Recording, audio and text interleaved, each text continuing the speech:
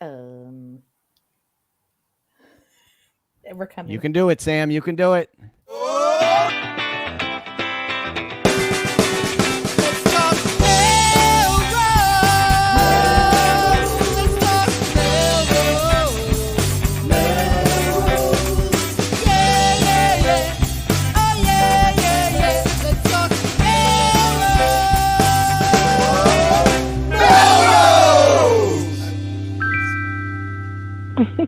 Good evening, Melrosians the world over. I'm Tom Catalini.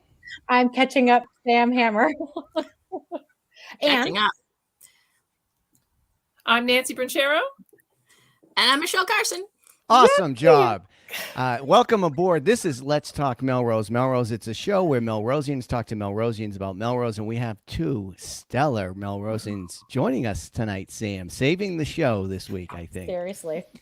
Yeah, we're missing two of the regular co-hosts who are off gallivanting who knows where. One of them's in warm, sunny weather, hanging by the pool, and we don't know Mr. Shampoo. Just, I think he might have like some kind of stealth operation he's running. We're not sure yet. He did not provide a doctor's note nor any sort of excuse whatsoever, and I can tell not to disclose the privacy of his home, but there's nobody home, so he's out doing something. Something's happening. As all of the burglars who watch Let's Talk Melrose drive to his house. As you know, they all do. We're monitored for many reasons, and that could be one of them. But oh my God, who's monitoring this show and what is happening? We were talking a little bit before we went on the air about the COVID cases, and I know Sam's looking for numbers, but I mean, anecdotally, it's just everywhere. Yes. So I'm going to put on our comments, I call it the COVID climb. So there's the data, there's the link to actually look at all of the data of what's happening. And according to the data, we had, I think it was like upwards of 70 new cases per day. But this is how things look for positive cases in our schools at this time. So there are 513. What is that? What's 0 to 8? Are those the grades? Those are the number of days since last in person. What does that mean? So when they were in school the last time. So this chart is not helping me understand anything, Sam, but I can tell you, really, I don't know what this is, but anecdotally, what are you guys noticing? Like, I notice more people wearing masks. I notice I'm hearing about more friends and contacts who are testing positive one way or another. And it's just generally like, it's funny. This was predominant in the news, and we're all looking at charts like that, I guess, in the past. But it seems like just to have your finger on the pulse, it just seems to be a clear uptick. Yep. Michelle, what are you seeing on the streets of Melrose? Uh-oh, I lost you. Oh, okay. Nancy, what have you noticed as you're out and about? I can tell you, just listening in my own household, my husband was on call this weekend, and the phone was ringing off the hook with people with COVID. What do I do? The good news is not a lot of those were sick enough to be hospitalizations. So that's I know it's just a small subset of the world, but that was in. It's a little concerning that the numbers are going up, but very hopeful that they're not super sick cases. That's what I'm holding on hope to. Right. Yeah. I've been seeing lots more masks in the store.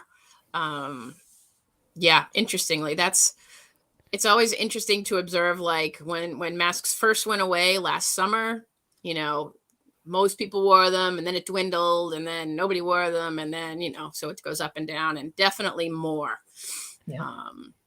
I'm in the mask. I'm in the mask camp this week. Anywhere I'm indoors, if I'm around people, first it was like kind of like if there's a big meeting, and then I'm like, even if I'm meeting with somebody one-on-one, like, whatever. And a lot of things are still happening outside, which is nice, but what I do enjoy is, like, there seems to be, I guess, in the circles I'm in or the places I'm going, I don't feel a lot of pressure. People either wear them or they don't, and nobody really seems to care. It just doesn't, whatever. So it's just a mix. But generally I've noticed, like, it's gone from like 20, 30% of the people to like 40, 50, 60% and sort of climbing in terms of mask wearing from what I'm seeing.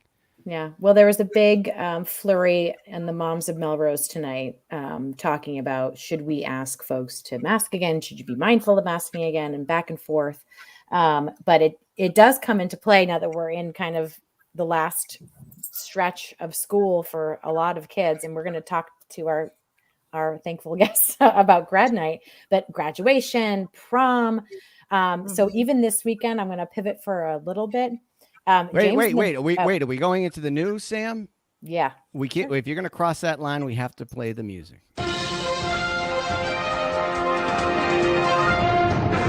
This is now official news, and take it away, Sam Hammer. This is not news. We might not actually convey facts. It's newsy. News-ish. So James and the Giant Peach, the middle school That production. is news. It is news. It's coming this weekend. It'll be at the middle school auditorium, and there isn't a link yet. I'm going to put the show dates in here. There isn't a link yet to buy tickets, but the auditorium was packed with people during Phantom of the Opera. So I don't know if this will again also draw all those crowds. If we're going to try to be COVID conscious again, who's going to, it just brings up some. So you can go see the show and wear a mask. I mean, you're not supposed to be talking in the audience anyway. Like, there's no downside to wearing that. I mean, I guess I do get sick of the mask eventually, but I mean, there's really no downside to just being sitting there. And I went to the MSO this weekend. Every single person. I mean, their policy was wearing a mask, so it wasn't a problem. Everyone there was in a mask unless they were taking a quick drink. So. Yeah. And there are some theaters, somebody mentioned they went to a show in Boston last weekend and they had to show their vaccination card. So there are still places that are still being super cautious. So anyway, that's this weekend. Also on this, so Melrose is definitely back in the swing of things. There is no slowing down Melrose. So there's a lot of ice cream fundraisers happening. There's one for the Lincoln School at Kennedy's on Friday. There's a car wash. I'll put that in here. You know what? It's going to get, so we don't have Tom to give us the weather report, but it's going to be an uptick in the temperature this weekend. So Friday evening at Kennedy's, totally COVID safe, standing outside in the parking lot, welcoming the warm weather for the weekend. So there you go. Sunday, the golf team is having a car wash from 9 to 1. I was going to ask you, it says in the notes, the gold team. Yeah, sorry. I was wondering what that was. Hurried. I was very hurried. So yes, the gold golf team. Anybody have a golfer? Anybody golf? No golfers. Anybody washed a car? Yeah. Lots of athletic car washes in Carson history. Yeah. So Are they? I go to the one on Tremont Street that you drive through. Oh. So I like that one, and then it has next to it the one with the stalls, which is just where they caught that guy, that fugitive guy. He parked his pickup truck in a car wash. Did you see that on the news? No. Anyway, didn't happen in Melrose, but so don't worry about it. But Oh my God. Okay. I won't worry. Nobody knows what I'm talking when about. when I was in high school in Florida, South Florida, we did a car wash for the marching band, and up drove this red BMW with like gold rims. And we're washing this. I don't know, like, why is this guy coming here to Bad have his idea. car? That's a terrible idea. Anyway, we washed this guy's car and he looked a little familiar. He gave us a 50 for this wash. Wow. It was Pete Rose. I washed Pete Rose's car. Wow. That's crazy? cool. Wow, I stuck to the hubcaps. You should have asked him for some betting tips. Yeah. Take that 50 and parlay it. Oh, Pete Rose. Oh my gosh. So, all right, car wash. Also, same night, we're going to plow through this. May 15th, which is, I believe, Sunday at 5:00, the Racial Justice Community Coalition is having their Melrose Reads event, and it's going to be a community potluck at the Lincoln School. We haven't had one of those in years, so I'm super pumped about going back down. I generally bring something direct from Shaw's, but yeah, anyone want to come? Think about it. I'm going to be out of the zip code, so but yeah, that's all I'm going to say. because Uh-oh. you're gonna blather it all over town. I will. I'll be like, I give you any details. I'll report live from your front door. Tom is Right. not here right now. Ring the bell. Ding, ding, ding. One more other thing. Mark your calendars. May 27th at 7 p.m. The Melrose High School Band will perform at Memorial Hall for their spring concert. That's a good time. Nice. Is it? I've never been. Oh, it's great. awesome. Yeah. What should we know before we go? Do we have to get to? Just be impressed with the skill level. Yes. You know, you're not going, I'm always like super impressed that these are our students and they're, dedicated musicians, and you enjoy every minute of it. So I love listening to our band. All right. Well, we're in. It's one of those like community Americana, just like warm, fuzzy that you'd read about in a book events. Love it. Ask her. And I don't even have any musicians. No musical talent in Carson. Only car washing talent. That can't be true. There's some dancing I've seen over there. You're right. There's been a little dancing. Yes. And some library shenanigans, Tom. Remember? Have you ever seen those videos? I don't know. I'm gonna have to Two scroll. class of 2019 members. Oh, that's right. That's right. Very fun. That's right. Back in the day. Back in the last, what do you call that? Decade? Yeah, that's in the last decade. Yeah. Oh God. Imagine that. Oh my God. Time is flying. Crazy. And it's flying. And before it flies too fast, we're going to transition to you becoming our special guest to talk about Grad Night. Oh, yes, music. My daughter said, "Mom, you're not going to dance, are you?" I was like, Oh, you have to. Obviously. Yeah. Yeah. Yeah. Yeah. So Okay, welcome so- back. Yeah. Welcome back to the show. again. Thanks for joining us. So we wanted to have you on the show, and Sam arranged this, thankfully, to talk about Grad Night, which is one of the Grad Night. greatest events. I've now had 3 kids go through the program and experience the special evening of celebration after they graduate high school. So, I'll give a quick description for folks, and then you guys jump in and we can learn what's new. But what I love about it as a parent is it's the night of graduation.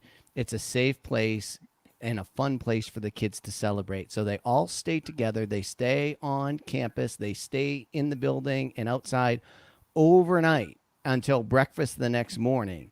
And they love it because it's just so well programmed and so much fun and so engaging. And there's lots of different things happening the whole night. So not one of these things where like, oh, we're all going to watch this or we're all going to do that. There's like stations everywhere and all kinds of interesting things. It is tied together by amazing themes that you guys come up with and really kind of go over the top. So the parents feel great about it because we got a nice, safe, fun place for them to be. And the kids love it because it's fun and engaging. And there's no tension about, should I do this or should I do that? Everybody just sort of does it together and they stay right until breakfast the next day. And it's great. Yeah. So what's happening with Grad Night this year? Well, I'll start with like the good news, and then Nancy can go to the other mediocre news. So, good news is we're back to normal. We're back in the gym, where it went from 2014 to 2019 in the middle school gym. We use the auditorium, the CAF as well. In 2020 and 2021, we did actually hold Grad Night events. Thank you to Nancy, because if it was up to Michelle Carson, I don't think I could. I don't know. But Nancy was super determined, made it happen. We were outside, which was amazing. So even in the COVID years, kids got to have Grad Night. So we're very proud of that. But yeah, back inside this year. Awesome theme. Our decor committee is just outrageously creative, talented.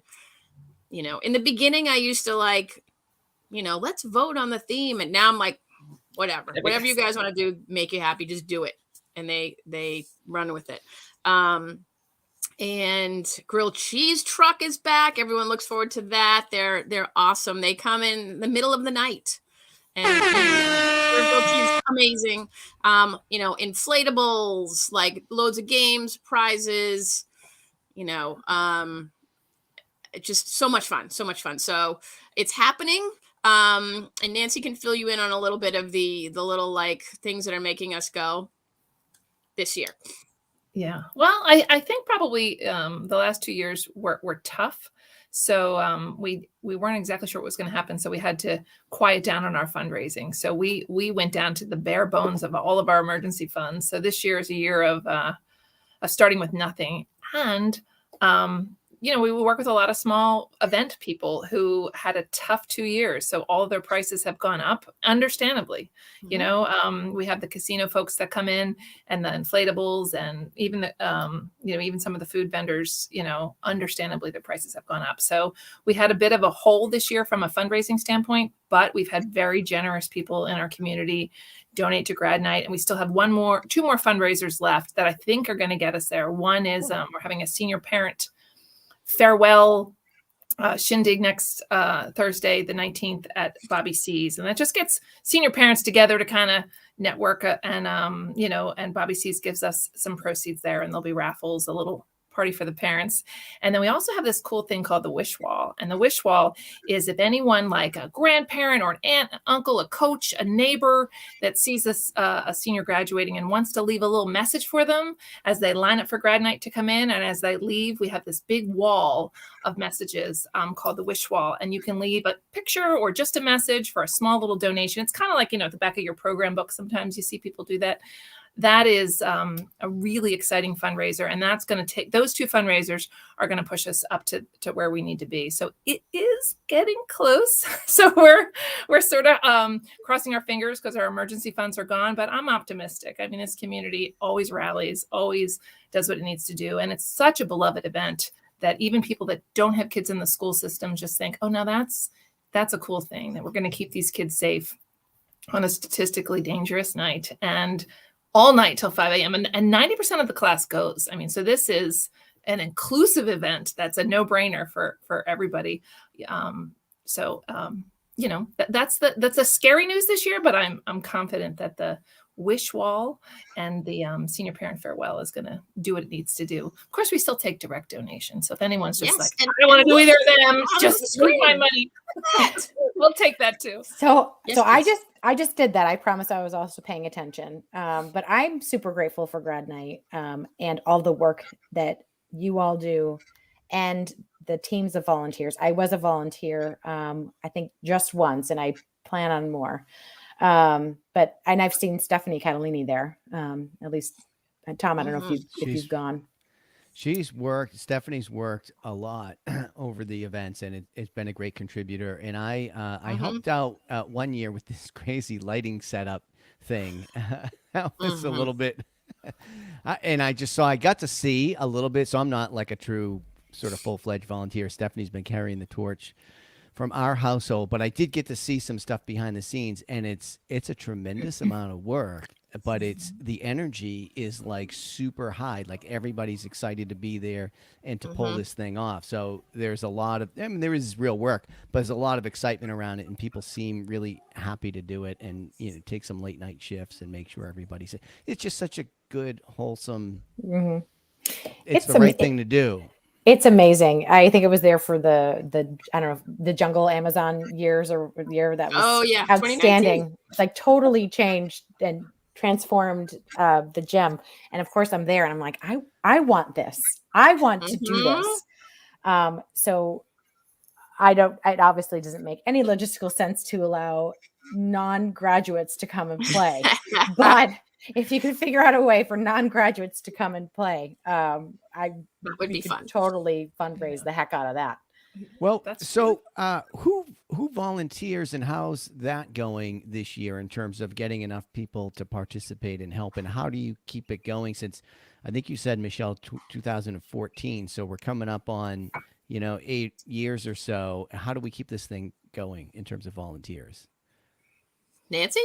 Well, yeah. So what Michelle and I are trying to do this year, in addition to, getting back to our normal Grad Night, is we're really trying to recruit some parents of like middle school students, even elementary students, or, there's plenty of parents out there that kind of span kids in multiple schools, and just have them volunteer, take a small piece of it, see what it's all about. Because, some people think, when I get to high school, that's a high school thing. But really, by the time you have a junior or a senior, you don't want to be there on grad night when you have a senior. We want those parents to stay home and rest comfortably. So we really want to get the kids don't want you there either. No, they don't. They don't. They want to hang out and play, Yeah. blackjack with mom. That's not Right. not the vibe. So we're really trying hard to recruit some people to be both on the planning committees and just to volunteer that night to get a taste of it. So we've got a good group of people, a volunteer and sustainability committee we started this year, who has some phenomenal volunteers that are looking to document how it works, get younger people, parents of younger children involved. So we do have a Sign Up Genius that's going out. So if someone wants to just let me take this much this year and check it out. Yeah. I was going to ask about that. So sometimes people are afraid to volunteer because it's like, I don't want to get roped into another regular meeting or this or that, or I can't stay there all night or whatever. So are there ways for people to volunteer their time and effort before, during, after the event that could be in sort of bite-sized pieces, or how do you guys manage that? Oh, absolutely. On the Sign Up Genius, there are shifts for even just doing being an errand person that day. You can take a 3-hour shift if you want to, or just doing registration or doing setup. So there are smaller shifts out there, but I will tell you, the fun part of grad night is being there and watching these kids walk in and just be blown away. So the 11 to 4 a.m. shift sounds so intimidating, but things are moving and we're having fun and it's a pumped up environment. So all of a sudden it's 4 o'clock and we've never had someone sleep on the job. Right? So it's not as hard as it sounds. So that's to me my recommendation for anyone who's excited about this and wants to see it. The first year I volunteered, I was like, is this even going to work? I just volunteered and I wound up helping with the cash cube and zipping kids in and out while they grab cash, and then I was hooked from that point forward, which is now probably the most rewarding thing I volunteer for is all this grad night stuff. That is so sweet. Yeah, it's pretty amazing. This is this is year 9, and Nancy and this is our swan song for grad night. And it just makes me think back to the beginning and the people that got this thing started. So a little birdie told me once upon a time that way back when we were trying to start this, there were a lot of people in high places that were like, this never will happen. Kids won't go, not gonna happen. And now it's an absolute tradition. Like Nancy said, 90% of the class goes. I mean, last year, we talked about it being inclusive. So last year when we were outside, there was a group of 5 or 6 kids sitting on the sidewalk playing cards. They brought their own deck of cards. Happy as clams.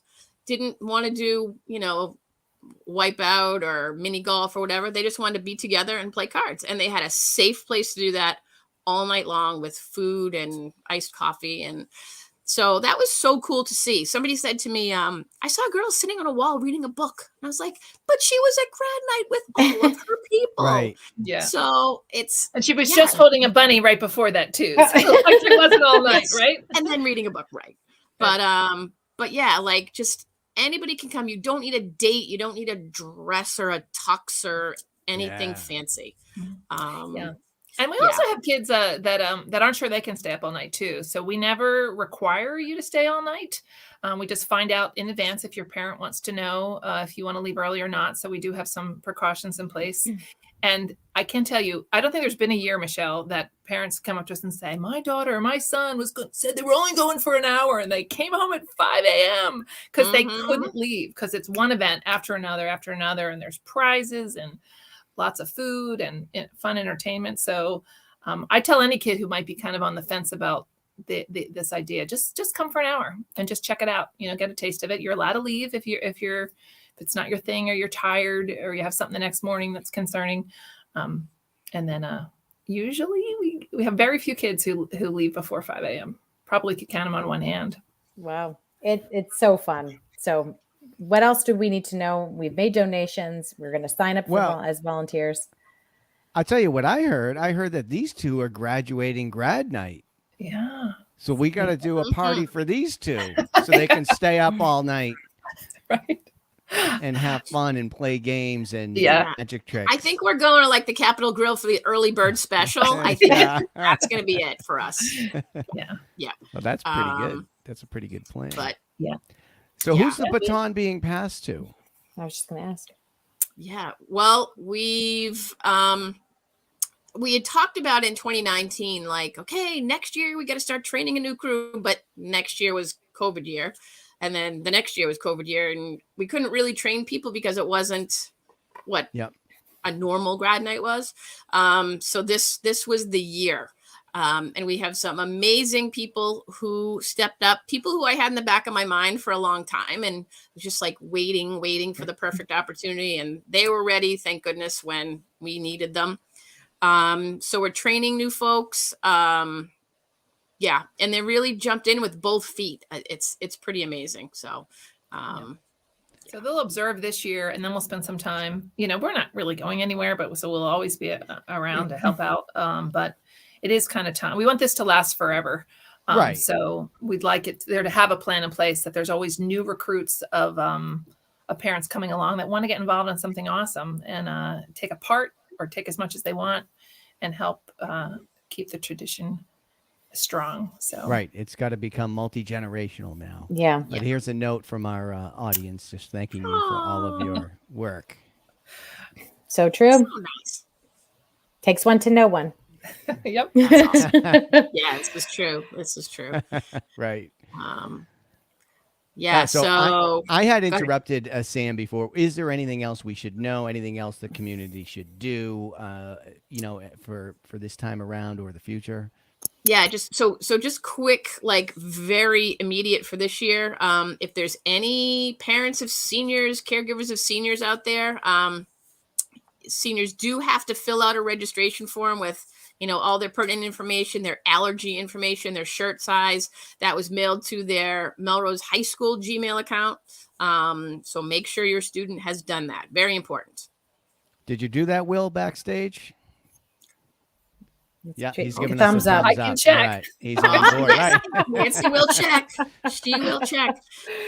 But yeah, I mean, if you want to, be a little part of something super meaningful that these kids really will remember forever, just hit that donate link. It doesn't, if 100 people do $10, then hey, somebody do the math.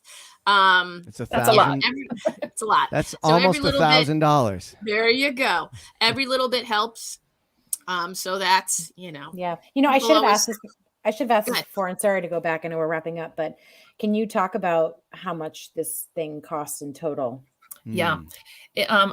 Well, I can tell you how much it costs now. It used to be about a $20,000 to $25,000 event every year. And if you think about, 200 to 250 kids feeding and entertaining, plus the volunteers for 6 hours, you can kind of picture why that's a lot of money.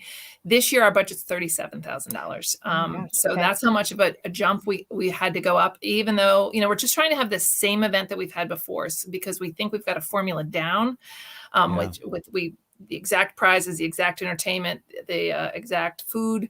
And that's the same event that we had in 2019 this year. Wow. So That's sizable.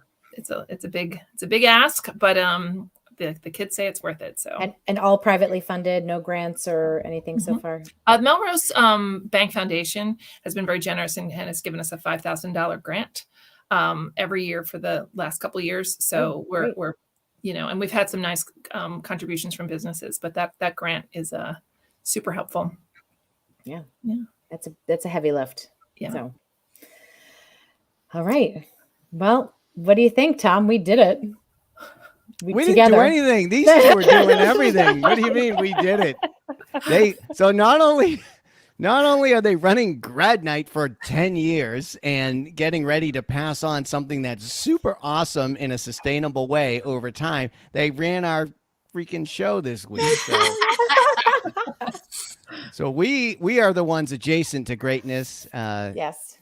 as somebody said before, is I get I get a lot of credit, but I get credit for being Stephanie does a lot of stuff for the community, and I am one degree away. I think you said that before.